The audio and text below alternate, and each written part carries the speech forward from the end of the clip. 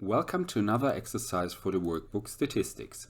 This time I'm going to talk about measures of contingency, or rather measures of association for normally scaled variables. Well, our exercise here, a retailer of beverages collects data on his customers. In particular, he registers whether they buy alcoholic or non-alcoholic beverages. In addition, he records when the beverages are bought, giving us this data set.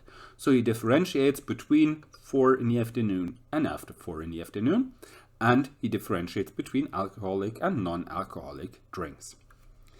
Our task now: use a suitable measure of association normalized to the interval 0 to 1 to quantify the strength of the relation between the time of day and the type of beverage purchased.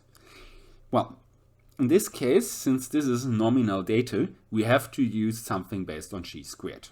Well, in this case, we could also calculate Yule, but I would avoid the Yule coefficient. I would rather go for something based on a chi-squared statistic. And well, Yule also is not 0 to 1, but minus 1 to plus 1. So everything is based on chi-squared. So let's start on getting chi-squared. For this, I'm first going to copy the table as is, and I'm going to add marginal frequencies. So the sum for all columns and the sum for all rows. So if I start with the columns, I get here 47 and 83. And I'm doing the same thing for the rows with 80 and 50.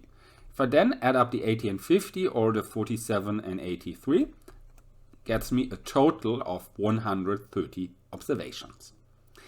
Those marginal frequencies and number of observations I'm going to use in the next slide to calculate my expected frequencies under the assumption that those values here would not follow a specific structure but are just randomly distributed or evenly distributed. So I'm going to copy the table as before. That's the part here. And then in those fields, I'm just going to calculate the so-called expected frequencies following this formula.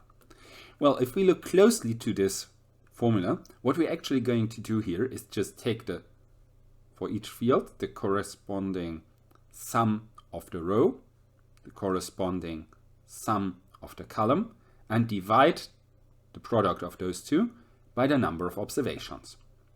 So it's more or less that you can imagine this as a big rectangle where the value you calculate is simply those other two corners multiplied and divided by the opposing corner of the rectangle. And we're going to do the same thing for each 4 entries. So here, that's always in this column. So we have in both cases 47, using the 80 here, the 50 here.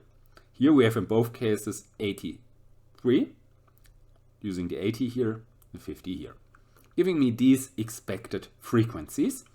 And then to calculate chi-squared, I'm simply comparing actual and expected frequencies.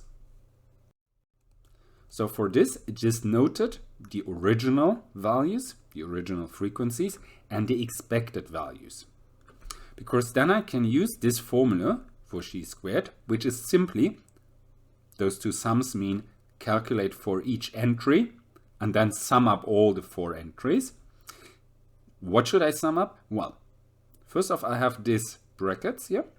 There's expected value, for example, 28.92, minus actual value, 34, in brackets squared, divided by expected frequencies, 28.92.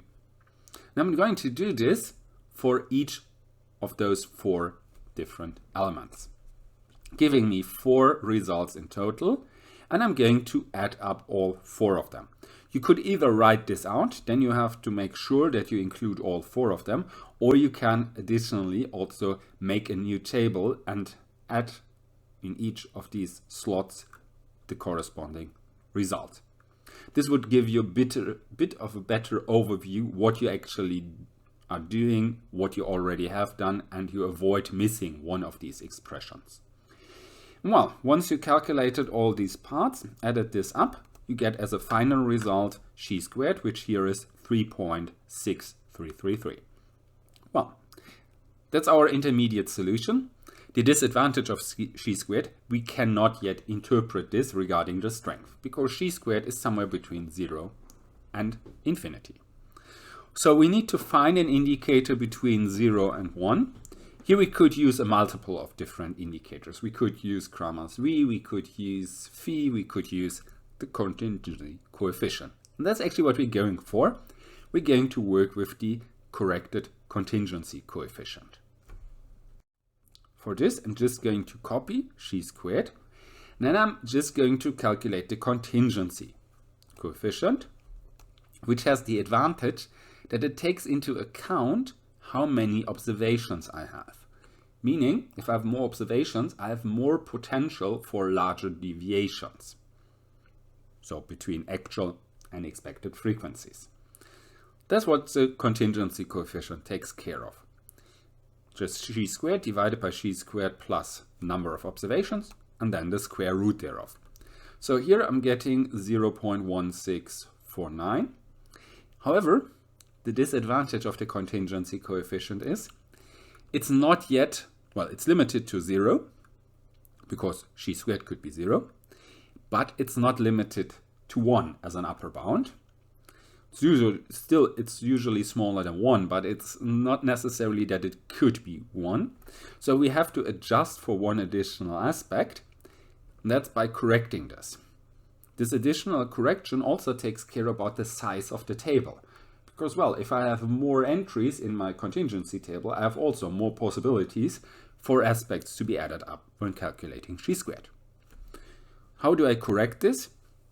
Well, I first need this help factor, which is m. M is the minimum of number of rows and number of columns. Here I just have 2 rows, 2 columns, so minimum of those numbers is 2.